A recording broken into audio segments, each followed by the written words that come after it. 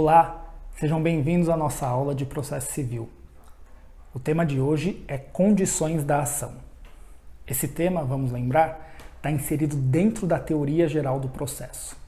A teoria geral do processo tem 3 institutos fundamentais: processo, jurisdição e ação.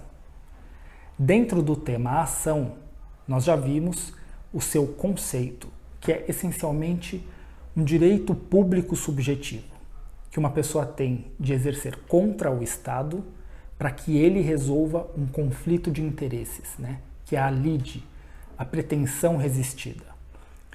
O Estado não pode se negar a resolver um conflito de interesses, porque cabe a ele, enquanto detentor do direito de punir, do direito de impor uma decisão, resolver os conflitos. Acontece que o exercício desse direito de ação, ele não é incondicionado. O que isso quer dizer?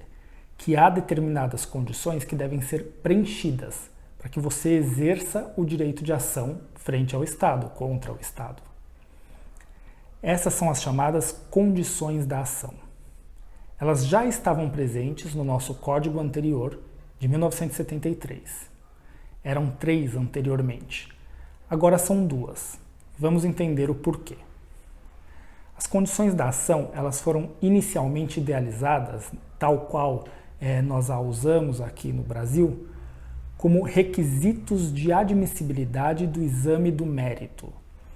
Elas são, portanto, requisitos, elas são condições que devem ser preenchidas pelas partes antes de que o juiz analise o mérito do processo, que no fundo é decidir o bem da vida que está sendo discutido ali em juízo.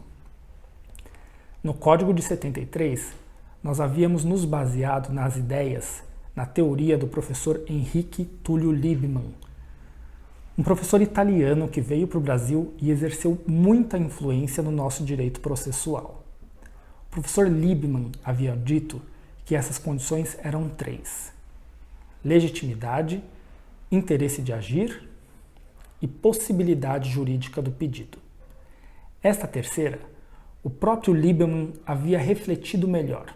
Por quê? O grande exemplo dele era a impossibilidade de pedir o divórcio lá na Itália. Ele dizia que não havia lei que autorizasse e que esse pedido em juízo seria impossível, portanto você sequer chegaria ao mérito do processo. Ocorre que depois a Itália acabou promulgando uma lei que permitiu o divórcio. E isso até levou Liebman a refletir melhor sobre as suas lições, e ele verificou que, no fundo, a impossibilidade jurídica do pedido se mistura muito com o mérito, com a própria procedência ou não da ação. De qualquer forma, o anteprojeto do Código de 1973 já havia sido elaborado com essas ideias e foi aprovado. Então nós trabalhamos com 3 condições da ação ao longo de todos os anos de vigência do Código de 73.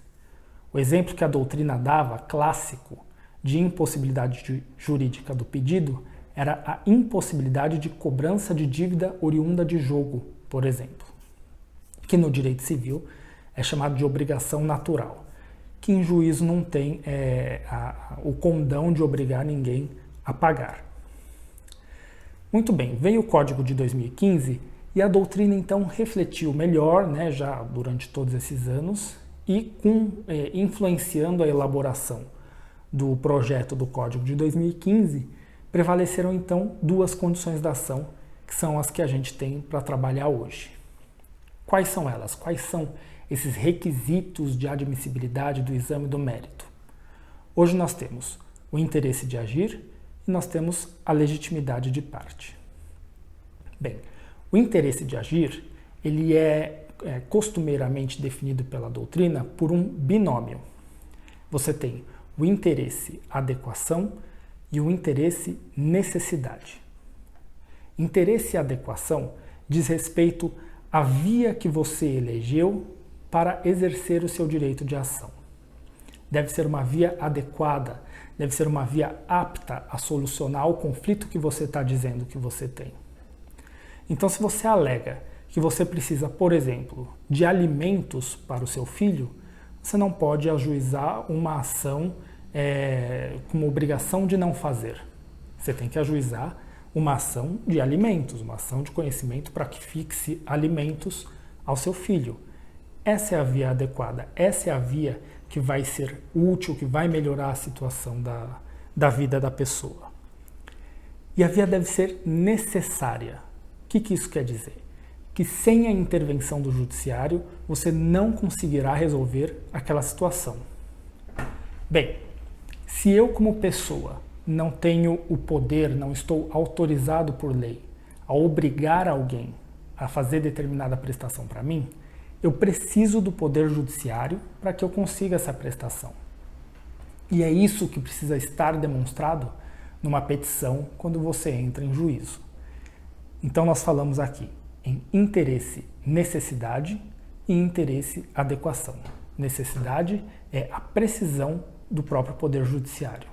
A adequação é a conformidade, da via eleita para que eu faça aquele pedido.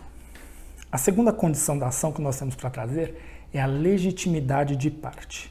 Essa legitimidade de parte, ela diz respeito a uma pertinência que existe entre aquilo que eu alego e quem eu sou. Vamos entender melhor.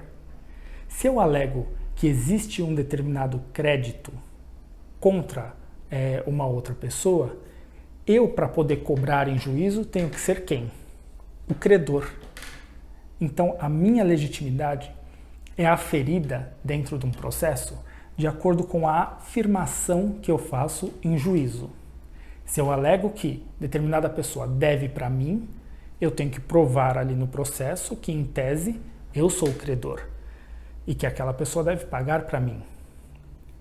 Essa é a regra geral.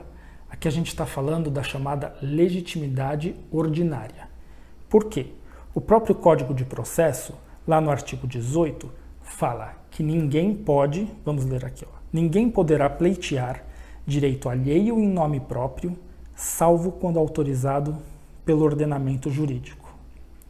No parágrafo único se diz: havendo substituição processual, o substituído poderá intervir como assistente litisconsorcial. Bem, essa legitimidade, então, como regra, é essa que eu disse para vocês. É a prevista no artigo 18 de que eu posso pleitear em juízo aquilo que me pertence.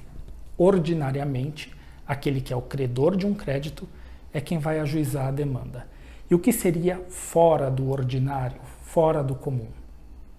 Nós estaríamos falando, então, da legitimidade extraordinária, uma legitimidade excepcional, que precisa estar autorizada em lei.